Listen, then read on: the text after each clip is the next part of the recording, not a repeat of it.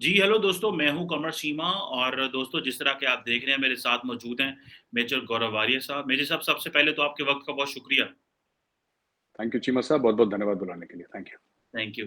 Major साहब आज आपसे एक इम्पोर्टेंट बात करनी है और वो ये है कि एक बड़ी इम्पोर्टेंट अपॉर्च्युनिटी आई थी, जिसमें भारत और पाकिस्तान जो थे वो एंगेज कर सकते थे। वो थे शंघाई कोऑपरेशन ऑर्गेनाइज़ेशन का जो फॉरेन मिनिस्टर्स का एक एंगेजमेंट हुई ताशकंद में।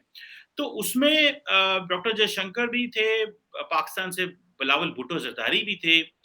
तो लेकिन कोई बात बनी नहीं है वहाँ पे। एक मल्टीलैटरल फोरम का तो यही काम होता है कि वहाँ पे फिर मज़ीद साइडलाइन्स पे मुलाकातें होती हैं। तो वहाँ पे बात बनी नहीं है। आप क्या समझते हैं इसकी क्या वजह है भारत और पाकिस्तान की फॉरेन मिनिस्टर्स की बात ना होना? हालाँकि अगर आप बिलावल भुट्टो जरदारी को देखें तो he is known as progressive हैं वो बड़े, और इंडिया के साथ टॉक्स के बड़े हामी हैं। इनकी जब माजी में गवर्नमेंट आई थी 2008 से 13, तब इन्होंने बड़े इंडिया के विजिट किए थे, जिसमें क्रिकेट डिप्लोमेसी, श्राइन डिप्लोमेसी सब कुछ किया था। लेकिन इस दफा इट सीम्स के they are not getting a clue कि तो आप क्या समझते हैं व्हाट इज इंडिया साइड पे, क्या डॉक्टर जयशंकर के दिमाग में ऐसा क्या है? What is the Indian Foreign Office basically or the Indian government basically is thinking कि हाँ बिलावल भुट्टो जैसे डव से भी बात नहीं करना चाह रहे। सो ये काइंडली हमें बताइएगा थोड़ा सा, हमारे व्यूअर्स को जी एनलाइटन। जी, चीमा साहब पहले-पहले तो अपनी शो में बुलाने का बहुत-बहुत धन्यवाद आपको चीमा साहब। चीमा साहब इसमें 2-3 वजूहात हैं। मैं पाकिस्तान की तरफ से, भारत दोनों की तरफ से आपकी इजाज़त हो तो बताना चाहूँगा। चीमा साहब पहले तो भारत की तरफ से अगर मैं बता दूँ कि अ, एक तो वही पुराना मामला कि उस कुर्सी पे कोई भी हो, एक भारत ने एक पोज़ीशन ली हुई है ऑफ नॉन एंगेजमेंट की। ये एक सच है और ये भारत की ही तरफ से है नॉन एंगेजमेंट कि हमें एंगेज अब करना ही नहीं है। Unless matters come to such a pass where India is forced to engage, India will not engage, ऐसा मुझे लगता है क्योंकि अभी तक इन्होंने जो कुछ हमें हिंट्स मिले हैं या जो कुछ हमने देखा है, आप भी इसको बड़ी गहरी नज़र रखते हैं इस पे, तो जो कुछ भी है चीमा साहब, इट इज़ दैट ओनली कि सब मतलब let us not engage with Pakistan and as far as possible avoid engagement with Pakistan at every level, sporting level हो, कल्चरल लेवल हो, पीपल टू पीपल हो, मेडिकल साइड हो, ट्रेड हो, डिप्लोमेसी हो, except for the bare minimum military interaction की अगर कुछ हाथ से चीज निकल जाती है तो डीजीएमओ टू डीजीएमओ की टॉक हो जाती है। उसके अलावा ऐसा कोई इंटरेक्शन ये लोग फॉर्मल इंटरेक्शन, अब ट्रैक 2 चल रहा होगा, आई एम श्योर चल रहा होगा, मुझे नहीं इल्म इसके बारे में, लेकिन आई एम श्योर चल रहा होगा। ट्रैक 2 ट्रैक 3 तो चलते ही रहते हैं चीमा साहब, वो those keep on even in times of war, track 2 चलते हैं। एक तो ये चीज है तो इंडिया की तरफ से, दूसरा इंडिया की तरफ से एक बहुत बड़ी चीज है जो मैंने खुद सुना है अपने कानों से, क्योंकि I also meet with people who are in the know of such things and who do such things that they feel that the political situation in Pakistan is very volatile आज की तारीख में। तो कह रहे हैं कि कोई भी कमिटमेंट अगर बिलावल साहब देते भी हैं, उनको नहीं पता 1 महीने चलेगी, 2 महीने चलेगी, 3 महीने चलेगी, कितना चलेगी। They are not very certain as of now. पहले ये था कि अ, पाकिस्तान में बात किससे करें? Should we speak to the military? Should we speak to the civilian government? किससे बात करें? अब ये हो गया है कि चलो हम सिविलियन गवर्नमेंट से ही बात करते हैं, लेकिन अ, क्या करेंगे, मतलब अगर if at all there is a desire to talk from the Pakistan side.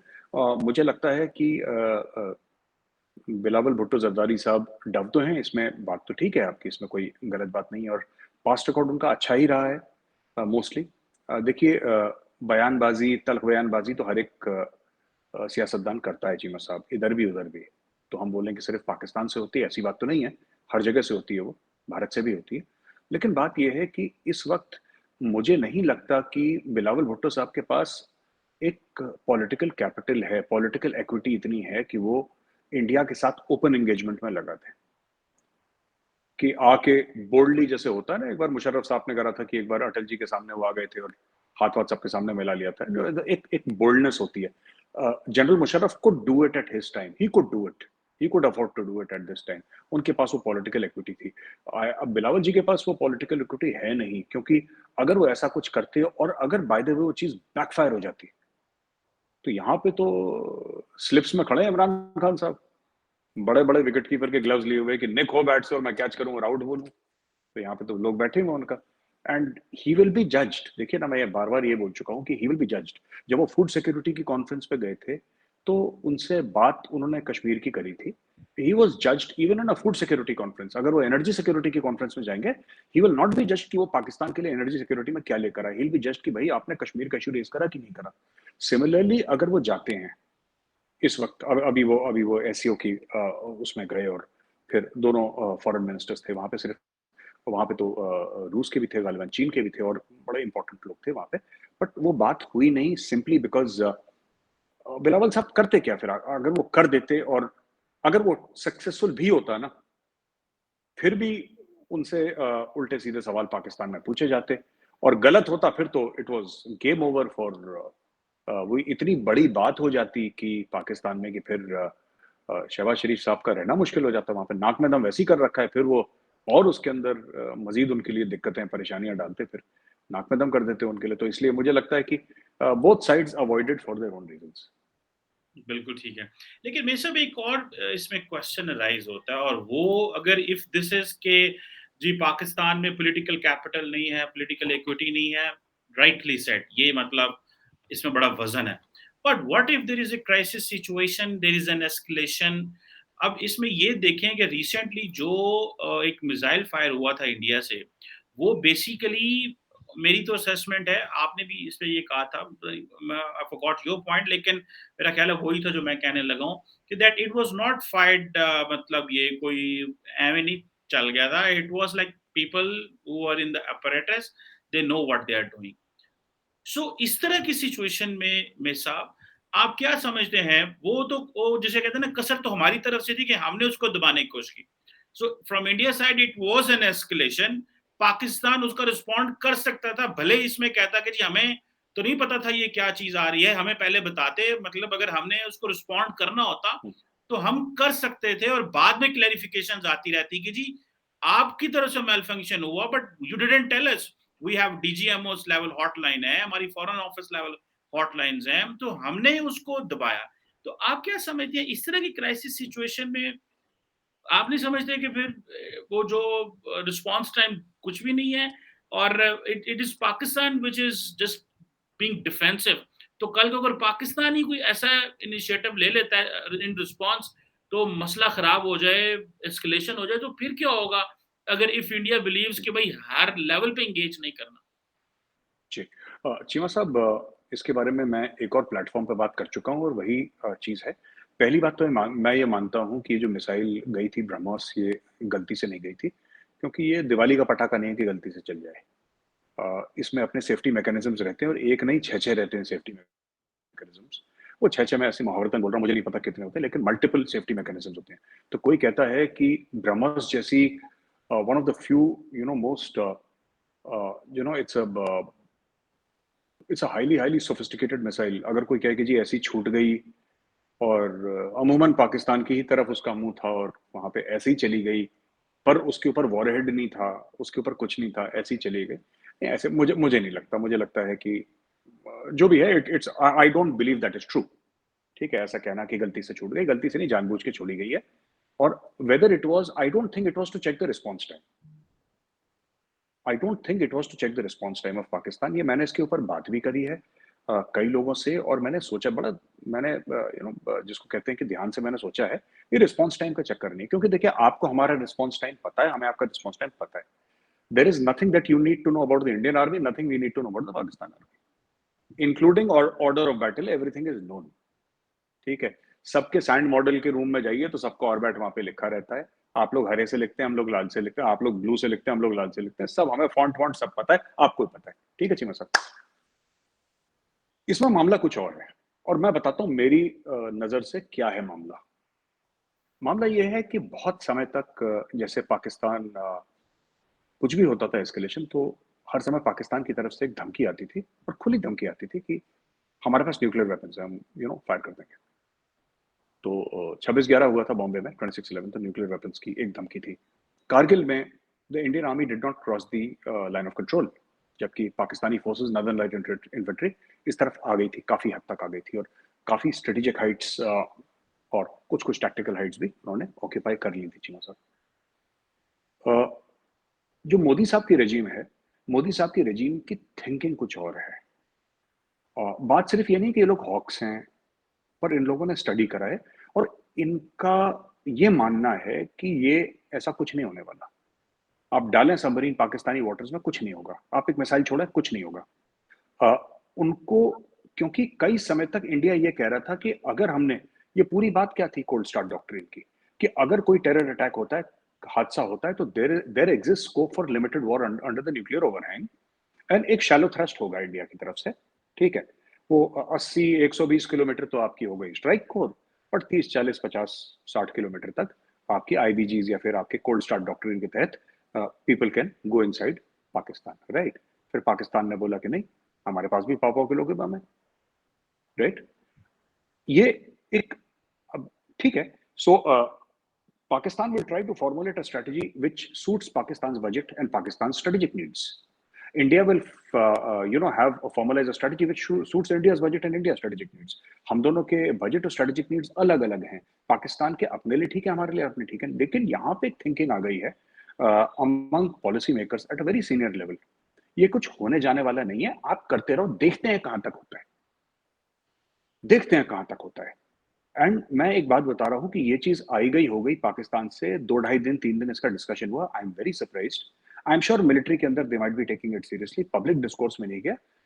BrahMos जैसी missile which has the capability of being nuclear armed, उसका एक मुल्क से, आपने सेकेंड वर्ल्ड वॉर में कभी सुना है जबकि टेक्नोलॉजी जीरो होती थी? आज के मुकाबले में तो जीरो टेक्नोलॉजी थी उस वक्त। आपने कभी सुना है मिसाइल गलती से आ गई कहीं पे? हाँ, कोई डडी होगी मिसाइल, मतलब this is like a proper cruise missile. तो माइक्रोचिप वगैरह दुनिया भर के, जीपीएस शीपीएस दुनिया भर के उसके अंदर लगे हुए हैं, state of the art equipment. It's made in this thing with Russia, and it is one of the most sophisticated missiles of its class, equal to American missiles of that caliber. इतनी smart missile है, अपने आप चल गई नहीं। ये एक thinking भी इंडिया में आई है कि चीमा साहब देखते हैं पाकिस्तान क्या करता है।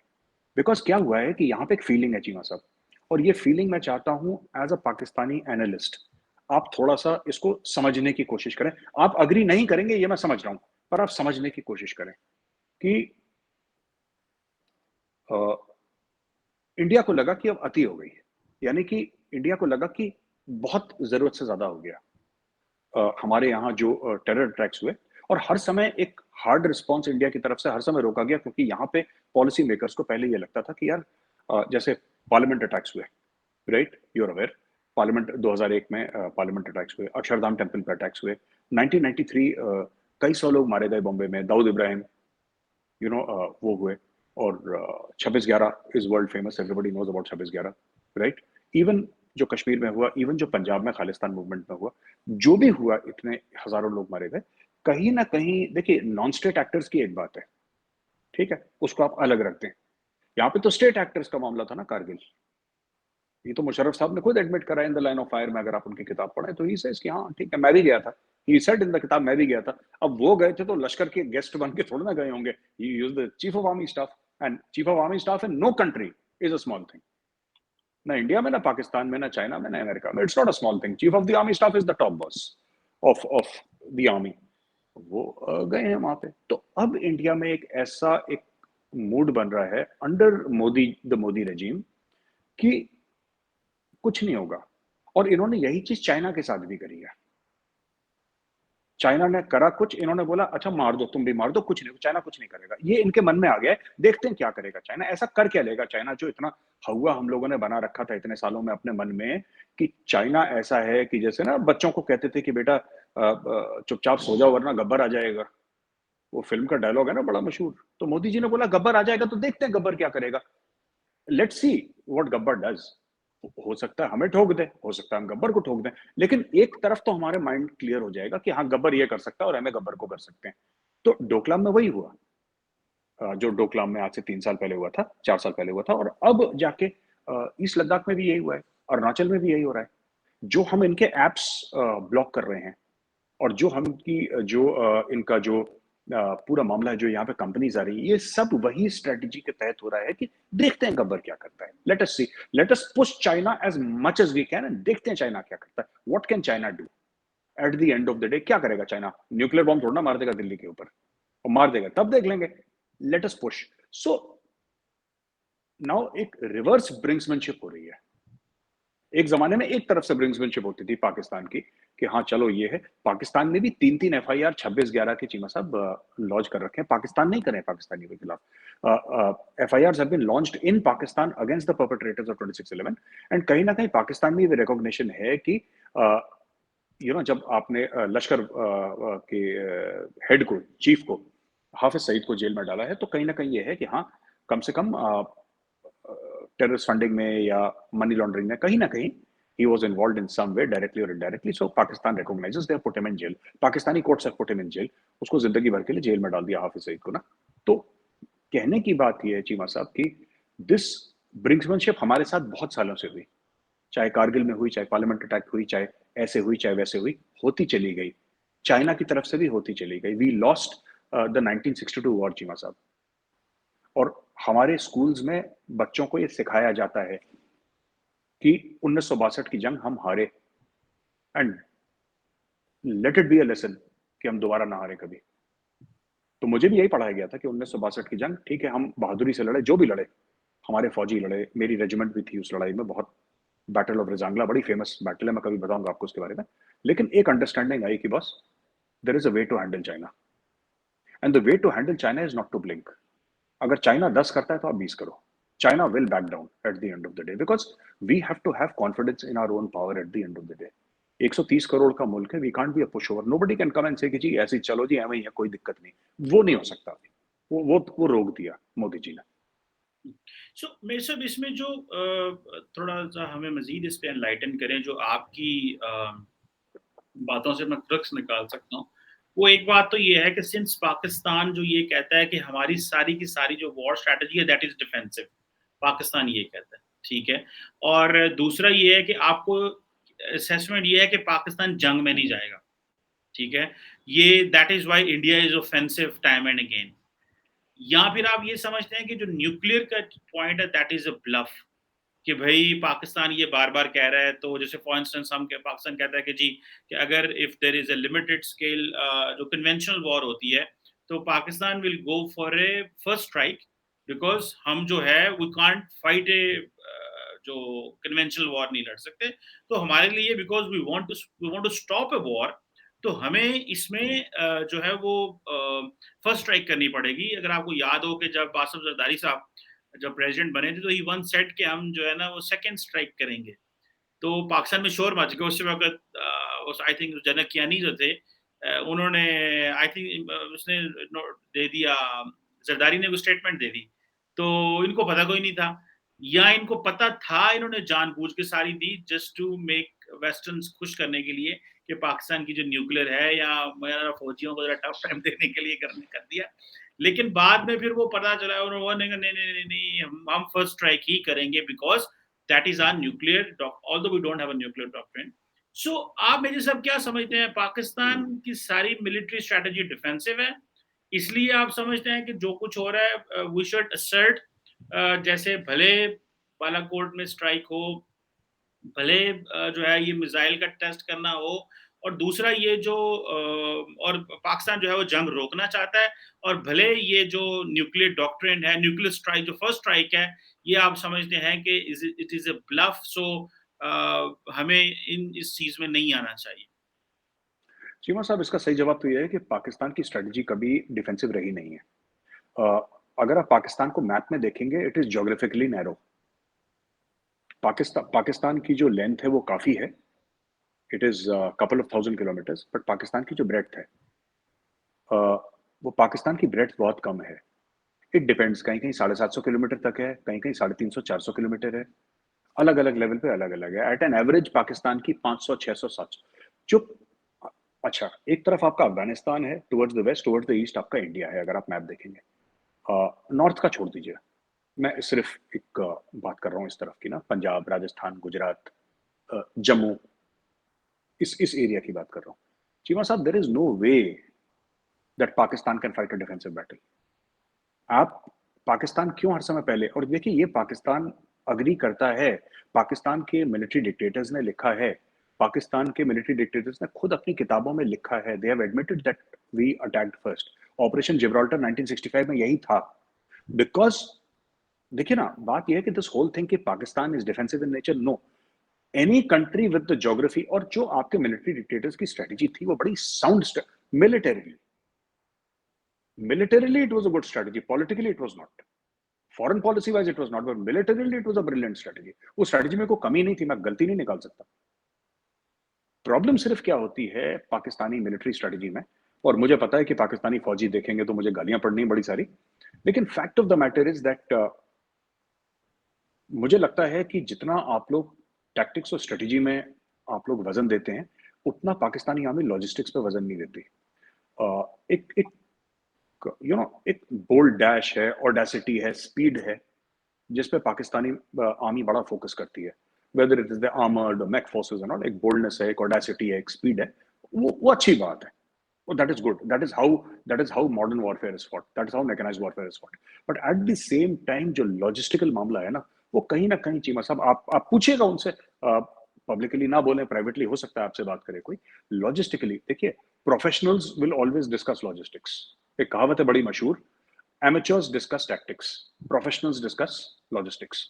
खाना कहाँ से आएगा, पेट्रोल कहाँ से आएगा, एमुनेशन कहाँ से आएगा, जो लोगों को चोट लगी वो वापस एमएच फील्ड हॉस्पिटल या मिलिट्री हॉस्पिटल कैसे जाएंगे, इनका इवैक्यूएशन कैसे होगा, एक एक प्रॉपर एक इकोसिस्टम है, वो कैसे चलेगा, तभी तो लड़ाई चलेगी। बिना लॉजिस्टिक्स के आप 48-72 घंटे से ज्यादा नहीं लड़ सकते। पहली चीज ये। दूसरी चीज ये है कि अगर, जैसे मैंने बोला, Pakistan is geographically narrow, Pakistan का तभी एक फाइटिंग चांस है of winning a war if Pakistan fights in future, कि to have a surprise attack on India first.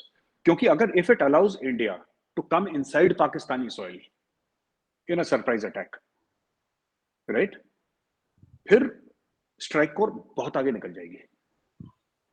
क्योंकि आप जमीन होनी चाहिए ना लड़ने के लिए, लैंड वॉरफेयर के लिए तो जमीन होनी चाहिए, जमीन तो है ही नहीं पाकिस्तान के पास। ऐसे है, ऐसे बहुत जमीन है पाकिस्तान के पास, यूं जमीन नहीं है। So if you look here, अगर आप यहाँ पे पंजाब में बैठे हैं और आप सीधा देखते हैं, तो कितने किलोमीटर के बाद, एज द क्रो फ्लाइज, कितने किलोमीटर के बाद अफगानिस्तान आता है चीन से? आप खुद मैप पे देख लीजिएगा।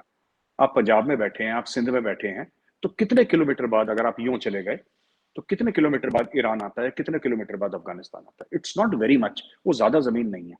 ठीक है, मैं ज्योग्राफी की बात नहीं कर रहा, मैं टेरेन की बात नहीं कर रहा, मैं डिस्टेंस की बात कर रहा हूँ, क्रो फ्लाइज। अच्छा, दूसरा पॉइंट ये हो गया। तीसरा पॉइंट ये चीमा साहब की, ये जो पूरी बात है ना कि पाकिस्तान न्यूक्लियर वेपन्स यूज कर सकता है, फर्स्ट स्ट्राइक, सेकंड स्ट्राइक, ये जो भी बात है, fact of the matter is कि इसमें दो बयान इंडिया पे आए थे। एक तो राजनाथ सिंह जी का बयान आया था आज से 1-1.5 साल पहले, आपने भी सुना होगा, ठीक है, कि if need be we can go for a first strike.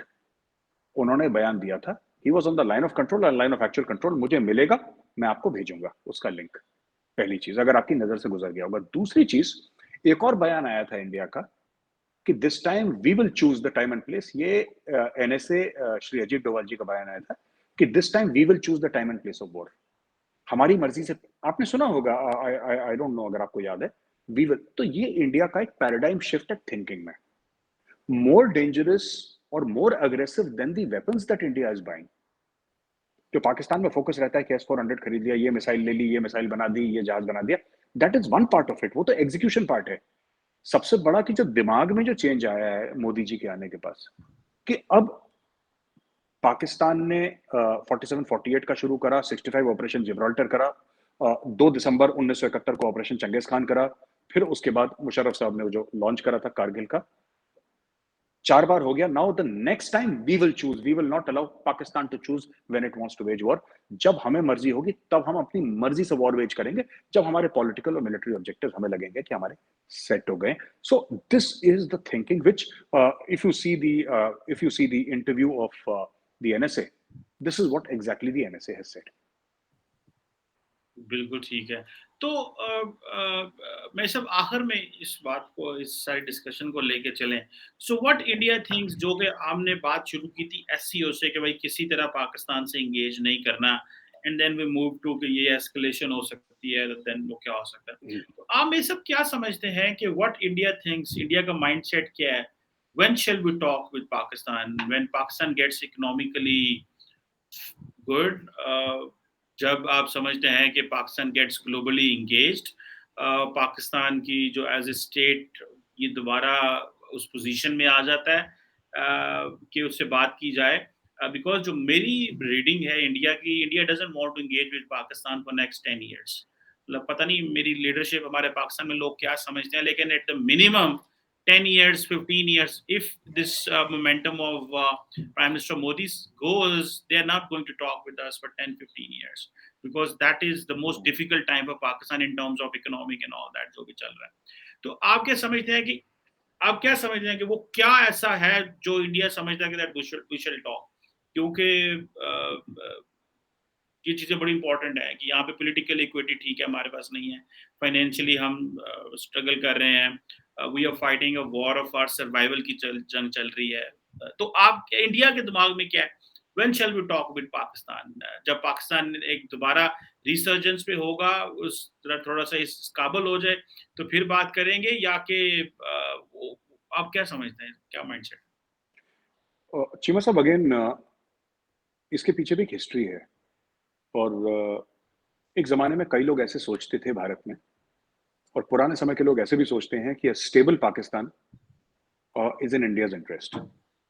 कि अगर इंडिया की इकोनॉमी बढ़ रही है तेज़ी से, इंडिया की पॉलिटिकल जो क्लाइमेट है इंडिया का वो स्टेबल है, इकोनॉमिक आउटलुक स्टेबल है, सब कुछ ठीक-ठाक है इंडिया का, तो अगर बगल में आग लगती है तो आपको भी आएगी, आपको भी इम्पैक्ट करेगी। ये अ, कई समय तक पहले की एक थिंकिंग थी इंडिया में, और ये बात सच है, ये थी थिंकिंग। अब बड़ी तेजी से थिंकिंग बदल रही है, और अब ये थिंकिंग आ रही है कि हमें कोई फर्क नहीं पड़ता, आग आएगी तो हम संभाल लेंगे, दैट्स ओके। अब मैं आपको बताता हूँ है क्या ये। बात ये है कि चीमा साहब, देखिए, आई नो मुझे इसमें पिटाई लगने वाली है, लेकिन ठीक है, कह देते हैं। देखिए, India cannot allow the China Pakistan economic corridor to succeed at any cost. वो हो नहीं सकता। अगर उसकी प्रॉब्लम गिलगिट बाल्टिस्तान में ना हुई तो उसकी प्रॉब्लम बलोचिस्तान में होगी, उसकी कहीं ना कहीं तो चीमा साहब प्रॉब्लम होगी। देखिए, चाइना अपनी मनमर्जी का नहीं कर सकता। ये कि चाइना दुनिया का बाप है और चाइना पूरे ग्लोबल सबका बुजुर्ग है, that, and we have told this to China, we have told this to China, number one. Number two, ये बात मैं आपकी शो में पहले भी कह चुका हूं, और मैं दोबारा कहता हूं, एंड आई से with a lot of research Cheema साहब, ये मैं ऐसे कोई इमोशनल बात नहीं कर रहा, I am saying with a lot of research, FATF, IMF, this is not coincidence. अगर किसी को भी पाकिस्तान में लगता है कि कोइंसिडेंस, कोइंसिडेंस नहीं है ये, दिस इज नॉट कोइंसिडेंस। देखिए, बात ये है कि जब पाकिस्तान पॉलिटिकली अनस्टेबल होगा तो क्या चाइना पैसा डालेगा? कोई भी पैसा नहीं डालेगा। चाइना अपने ट्रूप्स तो डालेगा नहीं पाकिस्तान के अंदर, इंडिविजुअल सिक्योरिटी मिलिट्री कॉन्ट्रैक्टर्स डाल सकता है, बट जिसको हम टेक्निकल लैंग्वेज में बूट्स ऑन ग्राउंड कहते हैं, चाइना पाकिस्तान के अंदर नहीं डालेगा, क्योंकि Pakistan is such a highly weaponised society. ठीक है, चीनियों का गला सूख जाएगा अगर फ्रंटियर एरिया में चले गए तो। जहां पे आपके पठान है, जहां पे बलोच हैं, वहां पे चीनी जाएंगे। इनको तो शॉपिंग मॉल से फुर्सत नहीं है चीनियों को। और वहां पे, अरे वहां पे कबायली इलाके में साहब, मतलब पत्थर का कलेजा चाहिए वहां पे सर्वाइव करने के लिए। चीनी वीनी नहीं सर्वाइव करते, इनको हवाई नहीं लगनी वहां पे। अगर पहुंचा वहां पे तो एक एक घर में 10-10 हथियार पड़े हुए हैं, and people are of that nature where they have been fighting for 1000 year. Pathan 1000 साल से लड़ रहे हैं। ठीक है। तीसरी चीज, we recognise that the biggest problem आपके लिए जो इकोनॉमिक प्रॉब्लम हो सकती है, right, Balochistan can be a problem, TTP is a problem, but the biggest socio political problem for Pakistan is Pashtun nationalism, जो कि अभी डोरमेंट पड़ी हुई है जीमा साहब। अभी उसमें ज्यादा कुछ नहीं हो रहा। उसमें एक एक एक बेचारा मोहसिन दावर है, बेचारा एक गरीब वो है, एक अली वजीर बेचारा एक गरीब वो है, एक मंजूर पश्तीन कुछ कुछ बोलता रहता है। These are left leaning people. ये मार्क्स वार्क्स को मानने वाले हैं, ये उस टाइप के, ये फैज अहमद फैज और हबीब जालिब की शायरी करने वाले लोग हैं, है ना, विद अ पश्तून एक्सेंट। ये अपना करते रहेंगे बेचारे, वो अपना ना वो शायरी। बट ये this is a ticking time bomb, and इनके ताने बाने, इनके रिश्ते अफगानिस्तान में हैं उन ट्राइब्स में who are part of the Taliban umbrella. तीसरी बड़ी बात मैं आपको बताता हूँ चीमा साहब, ये जो एंगेजमेंट की आपने बात करी कि भारत कब एंगेज करेगा, भारत में अब ये चीज है कि हमें हमें फायदा क्या होगा एंगेज करने में। अगर चलिए पाकिस्तान में रिसर्जेंस हो गया, पाकिस्तान की इकोनॉमी अच्छी हो गई, ठीक है, मैं आपसे पूछता हूँ चीमा साहब, let me ask you a question, आपने इतने पूछे, एक मैं आपसे पूछ लेता हूँ। अगर पाकिस्तान की इकोनॉमी अच्छी भी हो गई, ठीक है, और भगवान करे अच्छी हो जाए, 1-2 साल में रिकवर कर जाए, अपने पैरों पर बढ़िया खड़ी हो जाए, इंजन ऑफ ग्रोथ चालू हो जाए, विदाउट बोरोड ग्रोथ, जैसे आप अपने कई वीडियो में बोरोड ग्रोथ की बात करते हैं, उसको छोड़ के अपनी एक ऑर्गेनिक ग्रोथ हो जाए पाकिस्तान की। फिर इंडिया को क्या फायदा होना है एंगेज करके? इंडिया में ये एक तासुर है, ये एक थॉट प्रोसेस है, ये एक थिंकिंग है कि what benefit will it give India. And यहां पे जवाब हर समय ये आता है कि ऐसा कोई हमारे लिए मेजर बेनिफिट नहीं है कि हम लोग बोले हाँ पाकिस्तान को जरूर बेनिफिट है, अगर इंडिया से ट्रेड खुल जाती है आपके 10-15 दिन के अंदर, एक महीने के अंदर एसेंशियल कमोडिटीज के प्राइसेस स्टेबलाइज हो जाएंगे, ये बात है। लेकिन अगर पाकिस्तान की इकोनॉमी कितनी भी अच्छी हो, मैं कह रहा हूं पाकिस्तान के एक्सपोर्ट डबल हो जाएंगे, पाकिस्तान के एक्सपोर्ट डबल हो जाएंगे सर, फिर भी you will remain a net importer of fruit grain. क्योंकि फूड ग्रेन तो आप लोग एक्सपोर्ट है, आप तो स्मगल होकर जाते हैं ना अफगानिस्तान, आपके गंदों बंदों तो सारा गदर वहां पहुंच जाता है, तो it is getting smuggled, dollars are getting smuggled. It is not that कि बड़े बड़े कोई फूड पार्क्स बने और आप फिनिश गुड्स भेज रहे हैं यहाँ पे, आपके दोहा कतर में आपके वो जहाज उतर रहे हैं कराची पोर्ट से और वहां पे जा रहे हैं और प्रॉपर सी फूड का आप लोग कर रहे हैं, कराची से बलोचिस्तान से सी फूड वो पैक होकर जा रहा है, वो सब तो नहीं हो रहा है यहाँ पे। तो इशू हो भी रहा होगा, it is at a very small level. तो the thing is that India today believes that there is no gain for India to engage mathematically thinking। मैं ये कहना चाह रहा था जी साहब। बिल्कुल सही कह रहे हैं। ये ऑब्वियसली ये वो जो एंगेजमेंट है, उसमें ज़ाहिर बात है हर मुल्क अपने डिविडेंड्स देखते हैं और मेरा ख्याल है कि वो मैंने सन त्जू की वो बुक पढ़ी हुई है, the art of war. The art of war, मेरी बड़ी फेवरेट बुक थी। मैं यूनिवर्सिटी में बड़े लोग बच्चों को कहता था ये पढ़ें, और मैं कहता था ये ना याद कर दें, इसकी एक-एक मैक्सिम को याद करें, ताकि उसके में 7 चैप्टर थे, मुझे याद नहीं अब। तो मतलब वो बड़ी 13 चैप्टर है, 13 chapter 13 chapter 13 ji. Chapter.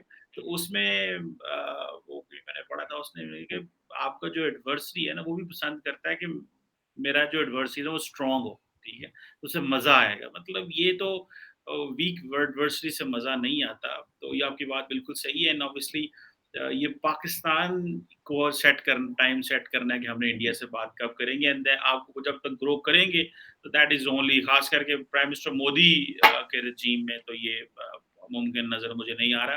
And if the Congress और कोई हौच पौच या कल को वो आ जाते हैं, वो दिल्ली और जो पंजाब में आम आदमी पार्टी आ भी जाए, बन भी जाए इस तरह की कोalition गवर्नमेंट, तो they won't have a political equity to talk unless there is a major changes in Pakistan। Thank you very much, Amir Saab, for your time। जी चीमा साहब, आपकी इजाजत हो तो आपको 2 बुक्स मैं रिकमेंड करना चाहता हूँ चीमा साहब, जी जी जी। Since you are fond of reading. एक बुक है the book of 5 rings.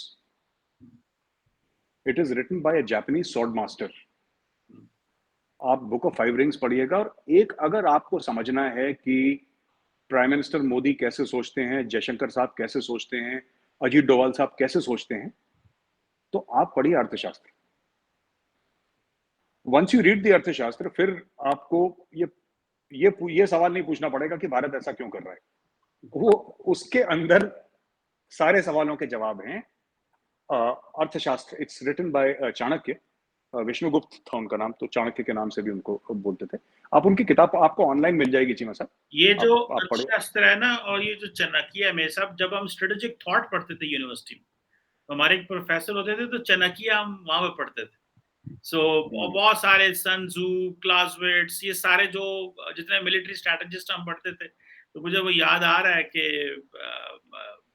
Land warfare पढ़नी है, एयर वॉरफेयर पढ़नी है, तो जो चाणक्य है उसको बड़ा वो पढ़ाया जाता था। एक मिसाल हम देते थे कि वो जनाब वो कहता है कि दुश्मन को स्लो मारो, वो दरख्त पे जो चीनी लगा दो, वो कीड़े आ जाएंगे।